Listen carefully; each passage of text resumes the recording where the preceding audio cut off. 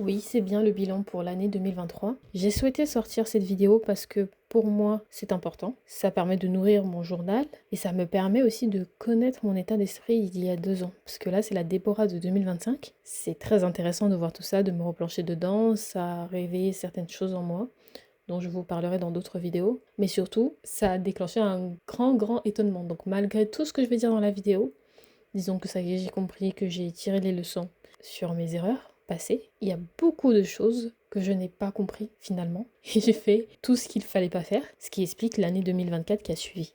J'ai augmenté la vitesse de la vidéo à 1,5 volontairement pour dynamiser la vidéo. Si c'est trop rapide pour vous, n'hésitez pas à baisser la vitesse. Bonjour. Alors, c'est drôle parce que je pensais depuis tout à l'heure que je filmais, mais en fait pas du tout. Je me suis dit, tiens, si je regardais quand même parce que c'est bizarre. Je sais pas. Quelque chose me disait, Déborah, regarde ton téléphone et regarde si ça filme. Ça ne filmait pas. Voilà, donc en fait, j'espère que vous allez bien. Je vous souhaite une bonne année. Nous sommes donc le 1er janvier 2024. Alors oui, je sais, j'ai dépassé sur vernis, j'arrive pas à le faire correctement. Et je pense que la lumière va mettre en avant que mes lunettes sont pas très propres. Mais bon, aujourd'hui, j'ai décidé de faire le bilan de mon année 2023. J'avais un peu de flemme, honnêtement, parce qu'en fait, j'ai pas vraiment pris au sérieux le fait de faire des bilans. Voilà, j'ai pas eu cette discipline-là, surtout de faire des bilans mensuels, trimestriels. Mais là, je me suis dit que ce serait bien. C'est quelque chose que je vais mettre en place. Mon vision board est déjà fait. Mais ce que je vais faire, c'est que je vais rajouter 2-3 éléments pour le rendre plus concret par rapport à mes objectifs. Donc là, je vais pas redéfinir mes objectifs et mes projets parce que c'est un travail que j'ai fait 2 semaines ou 3 semaines auparavant. Donc là, ça va surtout être les relire, voir si je me sens encore en accord avec ces objectifs. Et je voulais voir si j'avais besoin d'ajuster certains parce que peut-être qu'ils sont trop optimistes. Vous savez, parce que j'ai cette tendance-là à fixer tout de suite très haut alors que je suis complètement en bas. Donc ce qui va se passer, c'est que après, bien évidemment, je vais vous le lire parce que c'est intéressant de partager ça. Je pense que l'année 2023 a été une année quand même difficile pour nous tous. Pour ma part, je vais pas vous spoiler,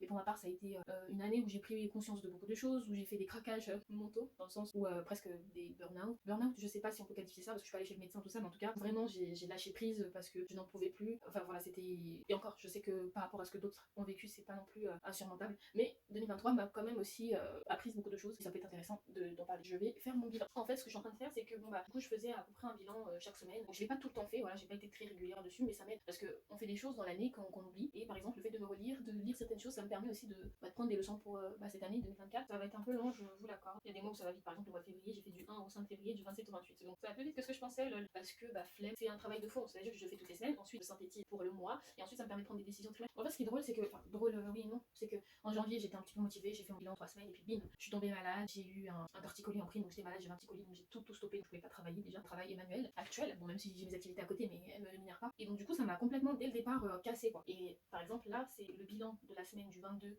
au 28 mai, j'ai rien rempli, mais la seule chose que j'ai marqué, c'est j'ai complètement délaissé, fatigue, plus.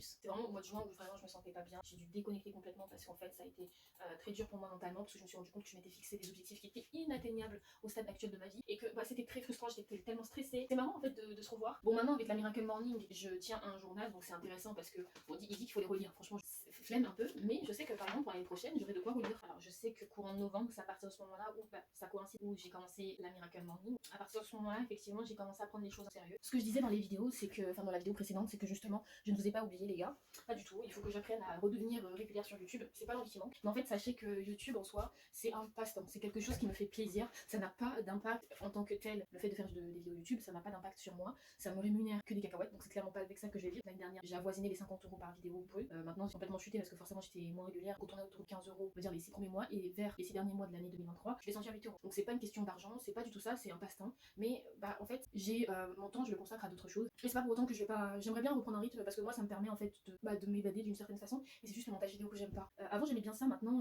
j'ai perdu cet attrait-là pour le montage vidéo. Bon, c'est pas grave. Mais voilà, je vais m'y remettre. Ce que je disais, c'était que finalement, YouTube, je le fais pour moi. Je veux pouvoir me regarder et mes vidéos me dire ah ouais, je suis partie de là quand même, c'est dingue. Bien sûr, je vais pas tout vous dévoiler, mais quand même, vous montrer mon évolution. Je vous oublie pas. En fait, je filme le contenu. Là, j'ai 4-5 vidéos, voire 6 vidéos, plein de contenu que j'ai en attente, mais que je ne monte pas. En fait, c'est ça, c'est juste le montage. C'est vraiment trouver le temps. Parce que filmer, c'est pas compliqué. C'est-à-dire que là, j'ai juste dit ah, j'y ai pensé, tiens, faut que je filme, je vous pose et c'est tout. Mais après, ce contenu-là, faut le monter. Faut essayer de le rendre intéressant, dynamique. Et c'est ça, en fait, cette partie-là où ça pêche beaucoup. Ok, vous êtes prêts à entendre le bilan de mon année 2023? Alors, c'est un modèle que j'avais pris, je sais plus trop d'où, donc j'ai pas modifié entre temps. Je le trouvais bien, donc on va garder ça. Bon, alors qu'est-ce que j'ai appris durant cette année? J'ai appris à réellement fixer des objectifs réalistes et à me focaliser parce que je me dispersais. Ce qui est vrai, c'est ce que je vous disais en début de vidéo. Je me suis fixé des objectifs inatteignables, donc du coup, ça m'a fait perdre tous mes moyens, déstabiliser. Ça a été une grosse source de stress, et donc du coup, j'ai tout arrêté. Une grosse baisse de morale, c'est même pas de morale, démotivation, vraiment, j'étais au bout du bout parce que c'est réalisé qu'en fait, je m'étais fait fixer certains objectifs, donc des objectifs donc annuels que j'ai divisés par trimestre et ainsi que par mois, et de voir que chaque mois je n'atteins pas les objectifs et que je m'éloigne encore plus de mon objectif, et de constater que je ne fais rien pour améliorer la chose et en fait me creuser encore de ma tombe, ça m'a beaucoup plombé. Ce qui s'est passé, c'est qu'en juin, après mes vacances, je me suis dit ok, là ça y est, j'ai compris. C'est à dire que tu sais, on dit oui, fixe-toi des objectifs réalistes, fais ci, fais ça, mais en fait moi on m'a dit plein de choses, il y a plein de choses que je sais mais que je ne voulais pas appliquer parce que je me suis dit non, moi je vais y arriver, je sais que je suis capable, je suis sûre que je suis capable de faire ce que j'ai envie de faire. Mais je me suis dit non, mais pas besoin en fait de commencer bas parce que c'est trop bas pour moi. Non, je me suis dit non, mais tout de suite me fixer haut parce que c'est challengeant, alors que pas du tout. La seule chose que ça a fait, c'est me faire peur, me démotiver, me rendre m'attrister, me sentir nulle et au final ne pas les atteindre parce qu'ils étaient vraiment irréalistes. Un truc tout bête, je m'étais fixé le fait de gagner 30 000 ou 32 000 euros à l'année. Alors il y a d'autres personnes qui l'auraient réalisé, peut-être que aussi je l'aurais réalisé si j'avais eu les bonnes méthodes, mais en fait c'est pas réaliste. Pourquoi? Parce que je faisais même pas 10 000 euros à l'année, c'est ça que j'essaie de vous dire. C'est-à-dire que c'était en plus une année où j'ai tout arrêté, c'est-à-dire que, enfin bref, en tout cas, voilà, je me suis fixé cet objectif-là, alors qu'en fait, c'était inatteignable, tout simplement parce que de base, quelqu'un qui n'atteint pas les 10 000 euros net à l'année, en une année, d'un coup comme ça, sans transition, en tout cas moi, bah, je pouvais pas atteindre cet objectif-là, c'était trop gros. Il aurait fallu déjà que je me dise, ok, cette année, je vais essayer de me fixer 10 000 euros de revenus net. Déjà, si j'y arrive, c'est bien. Ensuite, je vais faire 15 000, mais non, moi je me suis dit non, j'ai pas besoin de ça. Donc, je m'étais fixé déjà plusieurs objectifs, trop d'objectifs. Donc, du coup, forcément, bah, tu te disperses parce que tu sais pas où donner de la tête. Et moi, mon truc, c'est que j'ai trop d'idées, beaucoup de projets, beaucoup de choses que je veux faire, et je pensais du moins que je pouvais tout faire en même temps. Tout, que moi, je suis tellement, voilà, tellement forte. Ça fait bizarre de dire ça parce qu'en gros, ça, finalement, ouais, c'était de l'orgueil. Donc, en gros, moi, je suis capable, en fait. C'est-à-dire que oui, je me booste. Effectivement, je pense que je suis capable là, de faire ces choses-là. Mais que moi, je suis tellement capable que du coup, je vais réussir à tout faire. Non, pas du tout. Ça m'a juste bien enfoncé. Donc, je m'étais fixé ça comme objectif. Je m'étais fixé alors de faire un investissement immobilier, donc d'acheter. Si vous prenez en compte le fait que bah, je fais pas 10 000 euros à l'année, comment tu vas acheter un bien immobilier en fait? Mais je m'étais dit, bon, une place de parking. Ouais, mais genre, bon, voilà. En fait, c'est drôle parce que finalement, ces revenus-là, je sais pas si j'ai déjà atteint ces types de revenus-là. Mais c'est-à-dire que, en tout cas, j'étais dans une configuration où justement mes revenus baissaient. Pourquoi? Parce que mon travail est manuel. Donc, je fais de l'épilation laser orientale. Et donc, du coup, et d'ailleurs, je vends la cire. Donc, je faisais l'épilation, sauf que j'avais des prix très bas. Prix très bas, ça attire beaucoup de monde. Puis, j'ai augmenté mes prix. Forcément, il y a eu un mouvement de clientèle et j'ai perdu beaucoup de clientes. Et forcément, quand tes prix sont beaucoup plus élevés, t'as beaucoup moins de clientèle. Et ça, c'est des choses que j'ai pas pris en compte. Et je me suis concentrée dessus. Je me suis dit, bah, pour faire plus de business, il va falloir que j'ai plus de clients. Mais finalement, je me suis rendu compte que bah, c'était pas forcément ça que je voulais vraiment faire et que j'avais pas envie de passer mon 8h ou 10h, 18h à faire que de l'épilation. Et prenez pas mal quand je dis ça. C'est juste que bon, bah, j'ai fait le tour en soi. Mais j'ai pas vu plus loin et j'avais trop de projets en même temps. Donc, du coup, forcément, j'ai pas avancé. J'ai pas eu cette présence de me dire non, focalise-toi sur quelque chose. Et en juin, quand j'ai eu cette prise de conscience, je me suis focalisée sur quelque chose et j'ai réussi à réaliser un projet que je traînais depuis un an. Je m'étais fixé le fait de poster, donc c'était même beaucoup plus que ça. C'était 25 vidéos, 24 vidéos à l'année. Alors qu'en fait, depuis les années précédentes, je ne fais que être de moins en moins régulière, de poster des vidéos de moins en moins régulièrement. Laissez tomber. Donc en fait, ça revient à poster une vidéo par semaine. Et donc le fait de louper une semaine, je me dis ah merde, mais c'est pas grave. La semaine prochaine, j'en sors deux. Et ainsi de suite et ainsi de suite. Donc ça mettait un stress. Un stress, pourquoi? Pourquoi se mettre un stress pour poster des vidéos YouTube alors que ce n'est pas mon gagne-pain, que ça n'a aucun impact et que c'est censé être que du plaisir. C'est pas censé être une obligation parce que je le fais parce que j'ai envie et pas parce qu'il y a des enjeux financiers derrière ou quoi que ce soit. Pas du tout. Mais non. Moi, c'est comme ça que je suis. Quand je veux un truc et je me stresse, Après YouTube, ça m'a apporté des choses. Ça m'a quand même permis de gagner une petite somme qui est intéressante. J'en avais parlé dans une vidéo. Donc ça m'a un petit peu dépanné, mais c'est pas de ça que je vis. Ça m'a permis de faire une bonne rencontre, mais je veux dire, y a pas d'enjeu quoi. Je m'étais fixé le fait de lire 24 livres, alors que de base, voilà quoi, lecture c'était pas trop ça au départ. Bon là maintenant ça va faire en février, je crois que ça fera un an, jour pour jour vraiment, que je lis tous les jours et que je médite. Mais avant ça, enfin je veux dire, il faut quand même y aller quoi. Donc après je m'étais fixé le fait de définir de nouvelles identités visuelles parce que pour mon entreprise, donc de sous-location, pour mon activité d'épilation, d'esthéticienne et pour mon compte Instagram, pour ma chaîne YouTube. Donc ça je l'ai réalisé, mais j'ai mis un an, plus d'un an. Ensuite je m'étais fixé le fait de prendre 4 semaines de vacances, respecté, j'ai pris 2 semaines et encore j'ai pas su déconnecter. Donc ça vraiment j'ai du mal avec ça. Et j'avais fixé le fait d'avoir 5 appartements en sous-location. Donc au début d'année, j'en ai signé un, donc on était à 2 apparts au total. On a eu plein de galères, enfin bref voilà. Ensuite en août, j'en ai lâché un parce que bah, il fallait reprendre à zéro. Regardez le premier vlog que j'ai fait à propos de ça, bah, une journée dans ma vie d'entrepreneur, vous allez comprendre. J'ai dû le lâcher parce qu'en soi on n'a pas fait les choses correctement. Il fallait lâcher cet appartement parce que c'était mieux pour notre entreprise, enfin bref, c'était le mieux. Donc on l'a lâché, donc on s'est retrouvé avec un. Mais dans la foulée, les choses sont bien faites. En fait, il n'y a pas eu cette transition, donc on s'est retrouvé à 2 apparts. Ok. L'objectif initial c'était de finir avec 5 appartements à la fin de l'année. Après, je suis d'accord aussi que j'ai pas forcément été à fond à fond. Ensuite, l'appartement que j'ai signé, donc en décembre, vous allez voir la vidéo, si je la sors un jour, on l'a perdu. On a dû le lâcher parce qu'en fait le syndic s'en est mêlé. Enfin, on avait un règlement de copropriété, pour ceux qui s'y connaissent un petit peu, mais c'était un règlement de copropriété qui n'interdisait pas formellement les activités commerciales et il laissait une tolérance pour les activités libérales. Et il y a une jurisprudence qui dit que lorsque les activités libérales sont autorisées, ben, on peut considérer qu'une activité commerciale ne produira pas forcément plus de nuisances qu'une activité libérale. Donc du coup, nous on y allait et en fait, moi de ce que j'avais vu, franchement, c'était pas exclusif, donc c'était bon. Sauf que le syndic a fait pression sur le propriétaire, il n'a pas souhaité se battre, le propriétaire également a pris conseil auprès d'un avocat, un ami avocat. Bref, on passe les détails parce que dans l'autre vidéo j'en parle.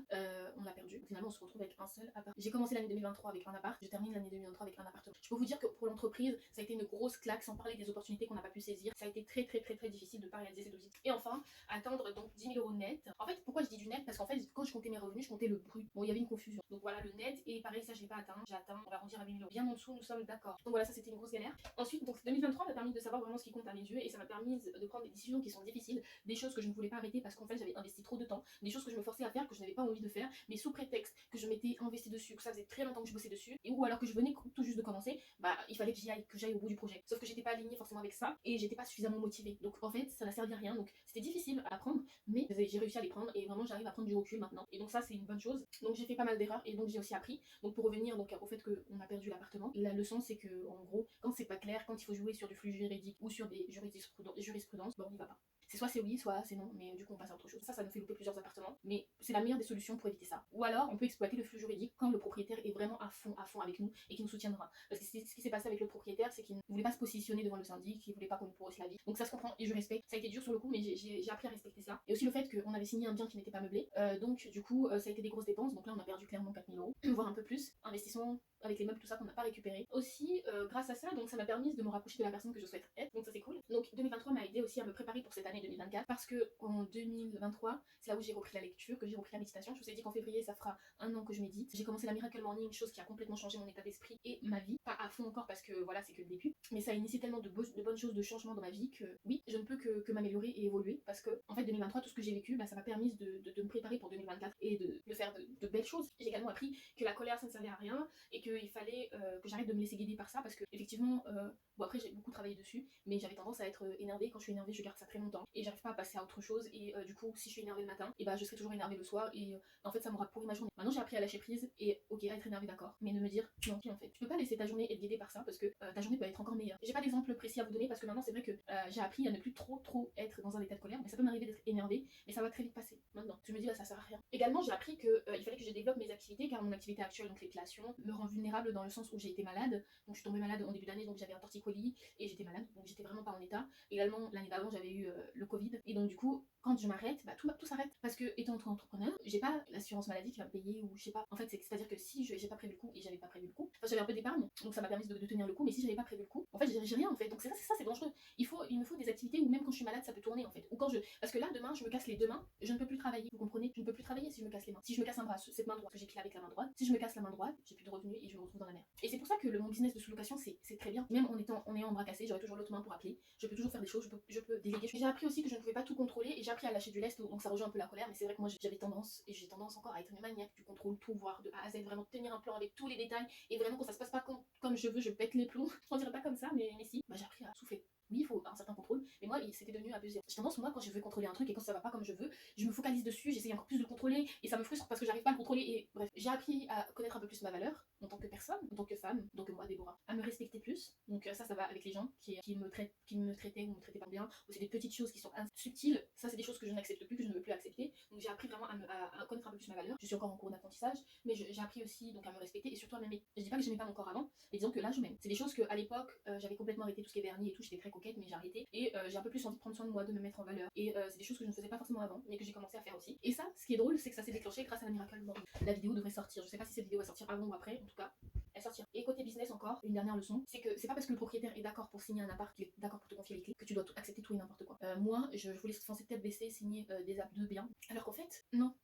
Il méritait pas en fait qu'on me fasse cette faveur. Non, c'est pas parce que tu peux signer que tu dois signer. Également, j'ai appris également à faire un peu plus confiance à mon corps, puisque j'ai repris le flux libre instinctif. Ensuite, qu'est-ce que j'ai fait durant cette année? Bon, étant donné que j'avais pas rempli tous mes bilans, mais en gros, ce que j'ai fait cette année, j'ai signé un bien non meublé qu'on a entièrement meublé. C'était une expérience riche et difficile qui m'a permis de comprendre énormément de choses et de réaliser les coûts de l'ameublement pour un seul petit studio. J'ai fait un coaching business qui a permis clairement de changer mon business, de l'améliorer et surtout de m'améliorer. J'ai dû braver mes peurs, notamment celle d'appeler au téléphone. Je suis quelqu'un qui aime pas ça du tout, qui a peur, qui tremble, une sorte de phobie du téléphone. Et j'ai également appris à faire preuve de résilience. La méditation, ça m'a beaucoup aidé à faire preuve de résilience et de passer à autre chose, de lâcher un petit peu prise. C'est l'année où j'ai pris l'engagement donc de méditer et de lire tous les matins. J'ai également créé mon budget teaser. Le nom est moche, on est d'accord. Mais en gros, c'est un outil qui vous permet de gérer vos finances pour planifier et atteindre vos objectifs financiers. Donc c'est ça que j'ai créé. Je me suis construit également un système d'organisation de mes objectifs du mois, de l'année, du trimestre. J'ai commencé la Miracle Morning. J'ai acheté la formation donc Business Game pour ceux qui la connaissent. Je ferai une vidéo à part. Et donc j'ai déposé ma marque à l'INPI. Je l'ai fait 2 fois d'ailleurs. Et enfin j'ai ouvert mon PEA. J'ai pas commencé à investir. Bon ça c'est quelque chose je me suis dit avec le recul que j'aurais dû faire à ma majorité. Mais en fait fait, je me disais, pour ouvrir mon PEA, il faut forcément que quand je l'ouvre, je commence à investir. En fait, non. Là, actuellement, je l'ai ouvert juste pour que, même si j'investis l'année prochaine, au moins ce sera toujours un an de gagné. Et il me restera 4 ans pour pouvoir éviter d'être imposé sur la plus-value. Ensuite, ce pourquoi je suis reconnaissante. Je suis reconnaissante donc d'être en vie, d'être en bonne santé, d'avoir la possibilité de m'améliorer et de m'en donner les moyens. Je suis reconnaissante d'avoir mes proches en vie et en santé. Et je suis reconnaissante d'avoir évolué et posé des actions pour avancer. Également, mon année en 3 mots, j'ai eu du mal à trouver le troisième mot. Donc, mon année en 3 mots, clac. Pourquoi? Parce que c'est vraiment l'année où j'ai appris à vraiment vivre seule, parce qu'avant je vivais en colocation. Donc là, je suis vraiment seule. Clac, parce que j'ai dû me séparer de plusieurs appartements et que clairement, mon année, je la voyais pas comme ça. Et aussi, clac, parce que ça a été une année où j'ai pris conscience d'énormément de choses, de leçons difficiles que j'ai appris à la dure. Ensuite, le deuxième mot, c'est évolution. Grâce à la Miracle Morning, grâce à la méditation, à la lecture, à tout ce que j'ai entrepris. Et enfin, nettoyage, parce que j'ai fait du nettoyage, j'ai viré certaines choses qui ne me parlaient plus, qui ne me faisaient plus plaisir. Et donc après, mon année en une phrase, c'est une année riche de leçons de vie. Ensuite, quelques chiffres clés. Du coup, j'étais censée en citer au moins 3. Finalement, il y en a qu'un qui m'est venu à l'esprit et c'est 1. 1 parce que 1 c'est le chiffre ennemi de l'entrepreneur. 1 parce que c'est mon ennemi. J'ai commencé mon année 2023 avec un appart et je termine mon année 2023 avec un appart. Et c'est horrible parce que du coup, si jamais pour X raison je perds mon appart, je n'ai plus d'entreprise, je n'ai plus de business. Et ça, c'est très mauvais. Parce qu'en fait, quand j'ai créé mon entreprise, je me suis trop reposée sur mes lauriers, surtout la première année. Un an et demi, je me la suis coulée douce. Après, je pense qu'aussi, j'étais pas prête, j'ai eu plein de galères. Mais si par exemple j'avais fait ce coaching avant, je sais qu'aujourd'hui, je ne serais pas au même niveau. Mais on peut pas refaire le passé, il faut juste avancer avec ce qu'on a. Et donc 1 parce que je ne veux pas que mon année 2024, certes, elle commence avec le chiffre 1, mais je ne veux pas qu'elle se termine avec le chiffre 1. Et je ne veux plus avoir à être aussi vulnérable parce que clairement là l'entreprise est vulnérable. Ça va nous faire une grosse baisse de chiffre d'affaires. Mais il faut y remédier. Donc voilà, c'était mon bilan. N'hésitez pas à me dire ce que vous en avez pensé, est-ce que vous avez fait votre bilan. N'hésitez pas à faire le vôtre en commentaire, pourquoi pas, on échange. Vous pouvez répondre à ces questions. Qu'est-ce que vous avez appris durant l'année 2023? Qu'est-ce que vous avez fait durant cette année? Donc quels ont été les moments forts? Également, ce pourquoi vous êtes reconnaissant, parce qu'il faut toujours être reconnaissant. Parce que si on veut avoir plus, il faut déjà savoir se contenter de ce qu'on a. Et enfin, comment ont avancé mes objectifs? Réussite, échec. Ah mais c'est vrai, j'ai pas répondu à ça. Donc comment ont avancé mes objectifs? Malheureusement, j'en ai réalisé que 1 sur 6 ou 7, 7 ou 8 même, je sais pas. Et donc l'objectif que j'ai réalisé, je vous l'ai dit tout à l'heure, c'était faire les visuels de mes 3 business. Et le reste était trop irréaliste, donc voilà, j'ai pas avancé dessus. Mon année en 3 mots, mais vraiment 3 mots, hein. Et vous pouvez justifier après si vous voulez. Enfin, mon année en une phrase et quelques chiffres clés. Voilà, je trouve ça intéressant. Là, du coup, ce qui va se passer, c'est que je vais mettre à jour mes objectifs.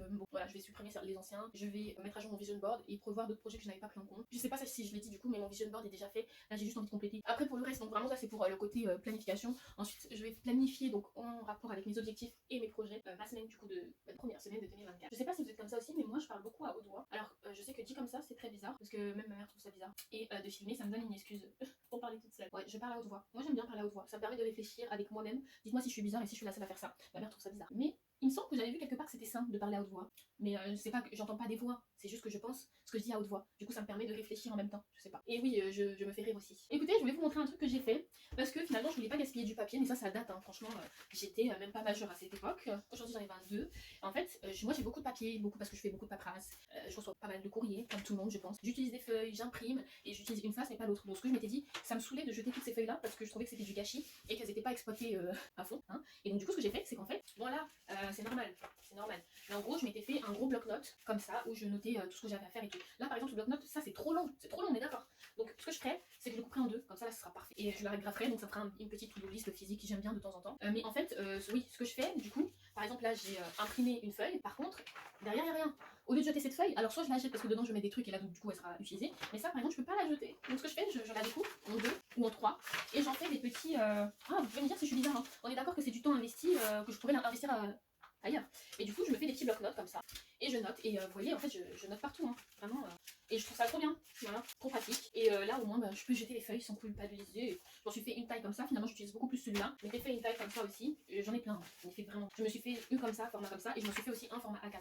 Et je crois que finalement, parmi tous les formats, j'utilise celui-là. Je préfère. Donc, voilà.